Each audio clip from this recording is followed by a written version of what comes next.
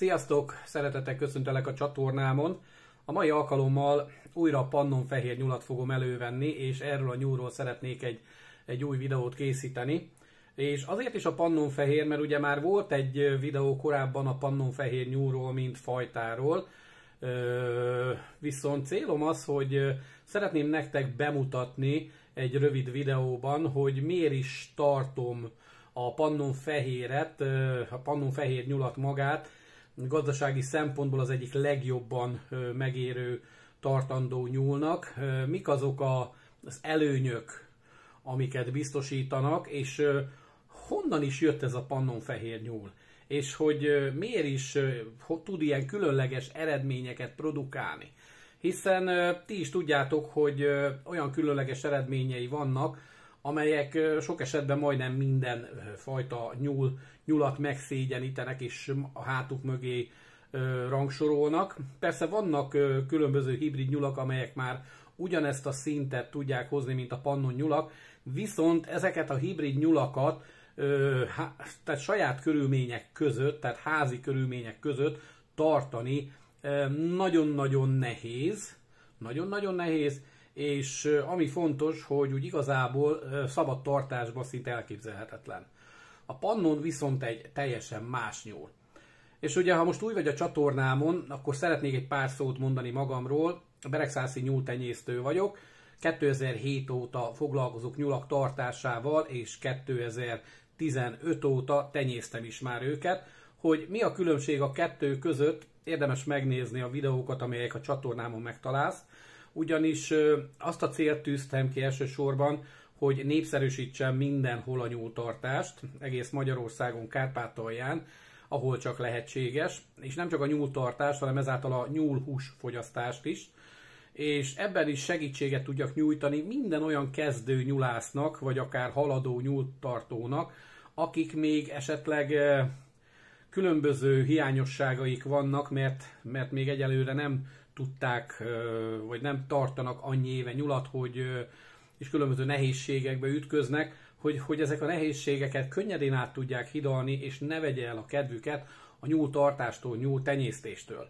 Ha tetszik, amit látni fogsz, akkor kérlek iratkozz fel a csatornámra, kövess, és oszd meg a barátaiddal is, és ami fontos, hogy keresgélj a videók között, hiszen rengeteg videót feltöltöttem már, ami azt jelenti, hogy a nyulak betegségéről találsz, a nyulak fajtáiról találsz különböző videókat, illetve hogy lehet ezeket megelőzni, hogy érdemes ketrecet építeni, tehát különböző tanácsokat tudok adni, és természetesen saját magad is eldöntheted, hogy ez neked jó vagy nem jó, de viszont egy kiindulási pontnak mindenképpen fontos. És ugye a pannonról, mint említettem, azért is szeretnék beszélni, mert szerintem ez egy különleges fajta nyúl, de mindet ezt látni fogjátok a videóban. Azonnal rátérünk a lényegre. Tehát a pannonfehér nyúl ugye egy nagyon komoly tenyésztői munkának az eredménye, és ez a tenyésztői munka 1988-ban kezdődött a Kaposvári Egyetemnek a karán. És a fajtának a kialakításának az időszaka jelenleg 3 szakaszra osztható. 1988 és 1990 között kezdődött az első szakasz. Itt 100 darab új-zélandi fehér anyát kezdtek el, több nyúltelepnek a bakjaival, ivadékvizsgálatot végeztek, azokkal párosították, figyelték a súlygyarapodást, és a többi, és a többi. Aztán 91-től egy szintetikus vonal előállítása érdekében összehasonlították az új-zélandi fehér és a kaliforniai nyulaknak a közös állományát és a vágási kitermelését. Tehát arra voltak kíváncsiak, hogy vajon ebből a kereszteződésből milyen nyulak fognak majd megszületni. És ugye az eredmények elég tűrhetőek voltak, és ezért 1992 óta jött a harmadik szakasz, és ettől kezdve már zártan történik ez a továbbtenyésztés. 350 anya és 80 baknyúl van bevonva a tenyésztésbe. A tenyész kiválasztás során ugye a legfontosabb tulajdonságok azok voltak, hogy a A pici nyula 6 és 10 élethete között, tehát születésétől számítva, mekkora a súlygyarapodása, tehát hány grammal növekszik az a kis nyúl naponta. Fontos tényező volt még a cseccsbimbó szám, az anyáknak a cseccsbimbó száma, tehát hogy hány kisnyulat tud egyszerre szoptatni, és aztán pedig bevetették ugye a 92-ben még Magyarországon újnak számító komputertomográfiás módszert, és ennek a segítségével kezdték el vágóértékre szelektálni, hogy mely nyulaktól van a legjobb vágóérték, és azokat hagyták meg, azokat tenyésztették tovább. Ugye maga a pannonfehér nyúl az egy albinó fajta. Szemei pirosak, szőrzete fehér, karmai pigmentmentesek, a szervezete nagyon szilárd, csontozata erőteljes, viszont nem durva, és üreges a csontozata. A gerinc és a hátsó combok jól vannak felépítve izommal.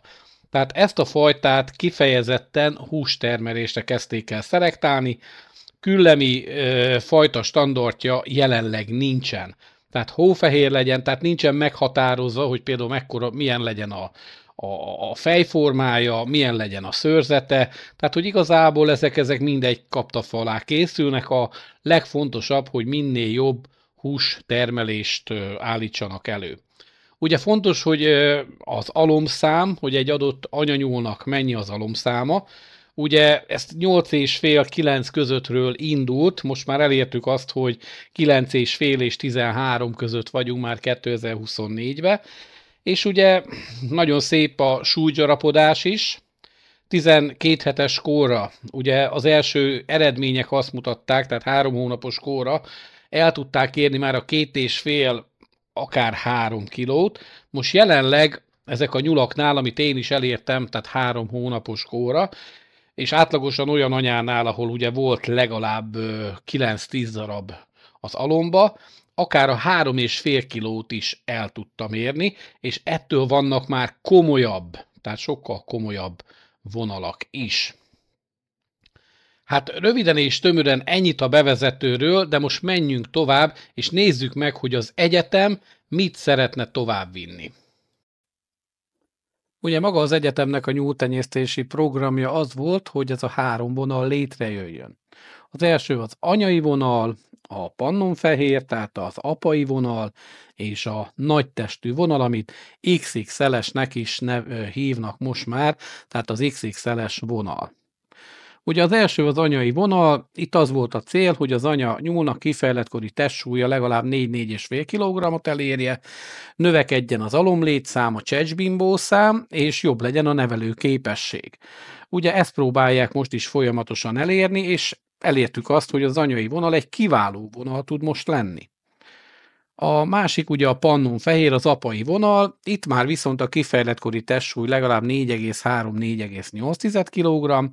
Szintén fontos volt ugye, hogy jó legyen a súlygyarapodás, és maga a vágó értéknek a javítása, ami jelenleg 60% felett van.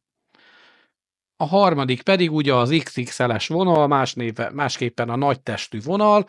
Ugye itt már egy 5-6 kg közötti súlyt volt a cél, és ugye szintén a szelekció célja az, hogy még ettől is jobb súlygyarapodást érjenek el, illetve a combizomtöveg növelése. Ugye itt viszont már másodlagos szempont volt, hogy a szaporiság, illetve a nevelőképesség, mivel eddig átlagos volt ennek a nyúlnak, ezért a súlygyarapodása és a vágási tulajdonsága is egyre jobbak legyenek, mert sajnos itt még egy kicsit háttérbe szorul az egész. A Kaposvári Egyetemen a világon egyedülálló lehetőséget nyújt a komputertomográfia CT alkalmazása a hústermelés javítása céljából. Ugyanis az élő nyulakról olyan CT felvételek készíthetőek, amelyek alkalmasak a hústermelés úgymond mérésére. A közel 20 éve folytatott szelekció eredményeként a világ legjobb hústermelő állományát hozták az egyetemen létre. És mit kapnak a termelők? Te vagy én? Egyrészt az agyai vonalról kapjuk a kiváló szaporúságot és a nevelőképességet.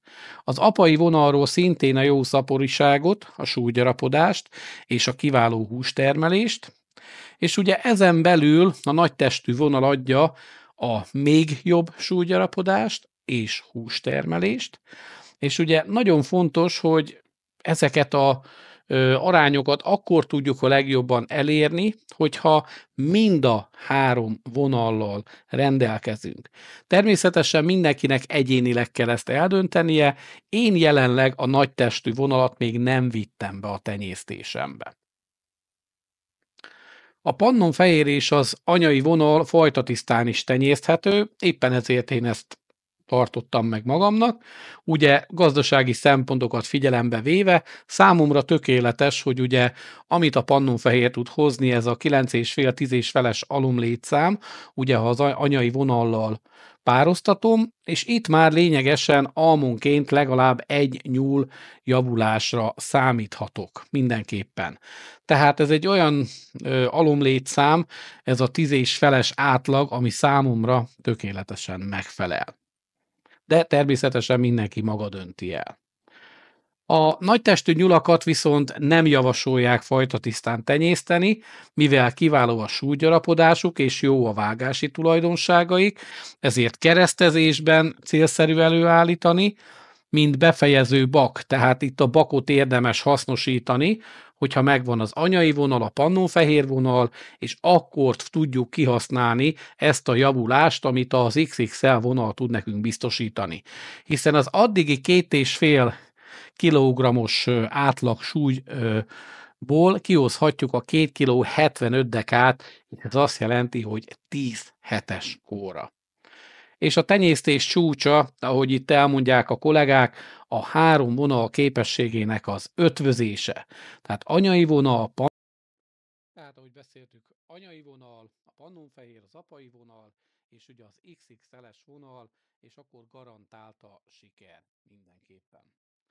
Ugye magát a tenyésztési, nemesítési folyamatot maga a Kaposvári Egyetem végzi. Mind a 3 állomány esetében.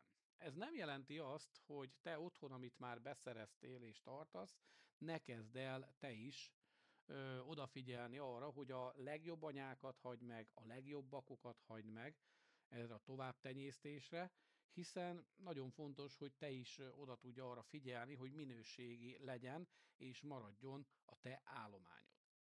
Én átlagosan az a tapasztalatom, hogy én 2 évente célszerű új vérvonalakat elhozni az egyetemről. Én úgy látom, hogy 2 évet tökéletesen bírnak, a 3. évtől már viszont beindul egy úgymond visszaesés a termelés növekedésében. És ugye nagyon fontos, hogy otthon, hogy neked jó állományod legyen. Tehát ahhoz, hogy van egy jó vérvonalad, az még nem jelenti azt, hogy te jó nyulászkodol. Fontos az, hogy jó legyen a tartási körülmények is, tehát erre oda kell, hogy figyelj. Jó legyen a takarmányozásod, minőségi takarmányt adja nyulaknak, hiszen hogyha nem adod a minőségi takarmányt, akkor bármilyen csúcsnyulaid vannak, egyszerűen nem fogják hozni azokat az eredményeket, amit te szerettél volna velük elérni. Nagyon fontos az, hogy teljesen tisztában legyél azzal, hogy mikor, hogyan célszerű a nyulakat szaporítani, mik azok a vedlési időszakok, a tavaszi időszak, a téli időszak, mit kell ehhez biztosítani, tehát ezt meg kell tanulnod. Ugye ebben nagy segítséget nyújtanak a jelenleg az oldalamra feltöltött videók, a betegségek megelőzéséről, kezeléséről szintén rengeteg videót találsz ugye feltöltve a Beregszászi Gyógytenyésztő oldalon, mert ezekre mind szükség van. Tehát oltásokra, hogyha olyan helyen laksz, ahol vannak más tartók is, például 100 kilométeres körzeten belül, akkor mindenképpen célszerű gondoskodni az oltásokról és a megelőzésről ettől függetlenül. És nagyon fontos még az is ugye, hogy állsz hozzá az egészhez, mert ezt ha mind szuperül csinálod, de nem tudod a piaci réseket megtalálni, nem tudod megtanulni, hogy kell értékesíteni a nyulaidat, akkor nagyon gyorsan meg fogod utálni ezt a nyúltartást, és sajnos jogosan, hiszen egy csomó pénzt beleöltél, belefektettél, de nem fogod látni a magát ennek a hasznát. Tehát fontos az, hogy megfelelően építsd fel magadat és a nyulászatodat. És ezáltal nagyon fontos, hogy magyar nyulat fogsz tartani, ha pannonfeheret fogsz nemesíteni, ez magyar nemesítésű állományból, és ugye ezek a nyulak azt tudják neked biztosítani, amit jelenleg semmilyen más nyúl nem tud biztosítani Magyarországon. Nos, én ezért szeretem a pannonfehér nyulat. És így végezetül továbbra is azt mondom, hogy a minőségű nyulat akarsz, akkor ugye elsősorban, ha Kárpátalján élsz, akkor hozzám gyere, hogyha közelről szeretnél vásárolni, hiszen én közvetlen kapcsolatban vagyok a Kaposvári Egyetemmel, onnan hozom a megfelelő nyúlállományt, ha pedig nem te Magyarországon élsz, akkor célszerű mindenképpen a Kaposvári Egyetemet megcéloznod, vagy ha ez neked nagy kiadás, akkor nézz körül különböző nyulas oldalakon, és közvetlenül a tenyésztőtől vásárolj. Ne a tartóktól, mert a nyúltartó az nem tenyésztő. De ha nyúltartó is, nézd meg, hogy milyen körülmények között tartja, tehát én nem mennék erre a Monori bőrzére, abba az esetben mennék el, és nem akarom a Monori bőrzét leminősíteni, ha előtte én megismerném azokat a nyúltartókat, nyúltenyésztőket, akik ott árulják a nyulaikat, hiszen van közöttük bizonyára rengeteg, aki minőségi nyulat tart, és van köztük sok olyan, aki csak azért jelenik meg, hogy a mindenféle limlom nyulát jó pénzért el tudja adni. Hát röviden és tömören ennyit a nyulakról, köszönöm a figyelmeteket, Beregszászi nyúltenyésztő voltam, ha tetszett, amit itt elmondtam, iratkozz fel a csatornámra, és természetesen lájkold, oszd meg mindenki mással, és természetesen, ami nagyon fontos, remélem tetszett a videó, de ha nem, azt is kérlek írd meg kommentben, nagyon fontos a véleményeket. Véleményetek. További szép napot nektek, sziasztok!